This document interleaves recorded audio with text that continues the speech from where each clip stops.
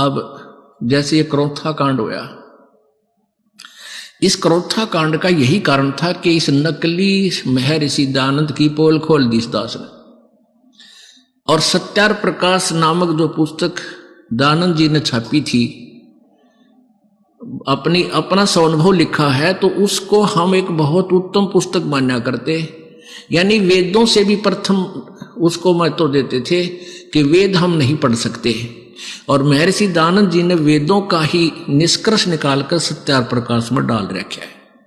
यही हमारे लिए सफिशिएंट है, क्योंकि उन्होंने सरल करके इसमें लिख दिया बस, और वो वेदों को सत्य मानते। इस दृष्टिकोण से हम इस नकली, इस सत्यार प्रकाश को, इस नकली ज्ञान युक्त, डुप्लीकेट ज्ञान युक्त, वेद विरुद्ध ज्ञान युक्त पुस्तक को उत्तम मानते थे, अपने सीने से लगा कर रखा करते थे।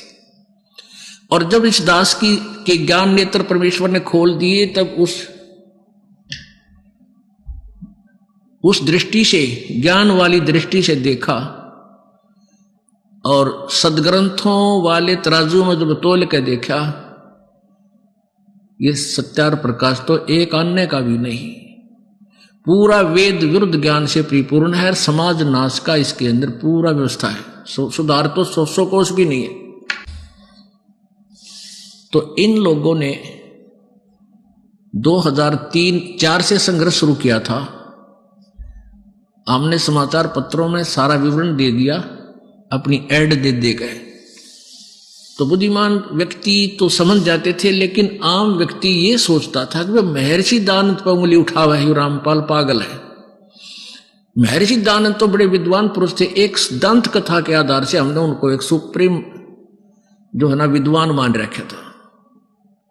अगर ये महर्षि होते तो दास के सिर में दर्द थी कि भाई मैं इनको गलत कहूं, मेरे जैसा नीच नीचा किसी महापुरुष के बारे में गलत शब्द बोला, जुबान कट जानी चाहिए, इतना पाप है इसका, तो ऐसी गलती दास नहीं कर सकता। तो उनके पास जो समाचार पत्रों में उनके कति पोल खोल दी, उनके पास कोई विकल्प नहीं रहा आर्य समाज के आचार्यों के पास।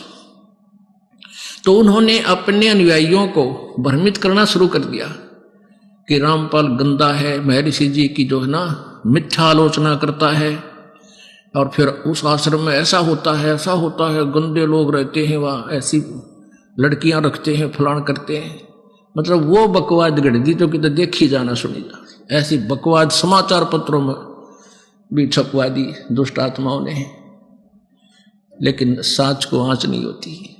अब वो कोर्ट तक नहीं जा सके कि ज्ञान के ऊपर कोई उंगली उठा दे। अगर उनको गलत लगता था, मैदान में आते, न्यायालय में जाते, अगर उनको जरा सा भी कोई पॉइंट मिल जाता तो तुरंत जाते वो, लेकिन हवा दाल ना गली तो ऐसे बकवाद शुरू कर दी। ऐसे ही सभी संतों के बारे में दास ने 10 वर्ष से कंटिन्यूस करता आ रहा है कि तुम्हारा ज्ञान गलत है, तुम्हारी भक्ति साधना गलत है, तुम शास्त्र विरुद्ध साधना बता रहे हो। और इस परमेश्वर के सार संदेश में एक विशेष सब्जेक्ट, एक विशेष अध्याय बना रखा है, जिसमें सबकी कति पृष्ठ वाइज लिख रखा है कि ऐसे ऐसे आपकी उस पुस्तक पे ऐसा लिखा, उस पे ऐसा लिखा, जो कति वेद विरुद्ध, संत मते के विरुद्ध है। कोई नहीं बोलता, ज्ञान पे नहीं बोलता, और बकवाद ये कितनी कर लो वो बात अलग है। तो क्रोथा कांड करवाने का उद्देश्य था कि रामपाल को जनता तो मरवा दे या स्वयं मार दे जाके, ताकि थारी पोल ना खुल जाए। अरे दुष्टो, परमात्मा के बच्चों को तुम अंधा बनाकर रखना चाहते हो, उसी से दूर रखना चाहते हो। जालिम लोगों, तुम्हारा कहाँ ठिकाना होगा। लेकिन अब शिक्षित समाज है, अब देखना क्या होगा। अब वो समय आने वाला है, दुनिया थूक्या करेगी इन दुष्टों को। अरे निकम्मे, तुमने ऐसा जुल्म किया, हम 10 वर्ष पहले आ जाते शरण में, आज 10 वर्ष बाद आना पड़ा हमने तुम्हारे द्वारा की गई बकवादों को सच्चा मान के।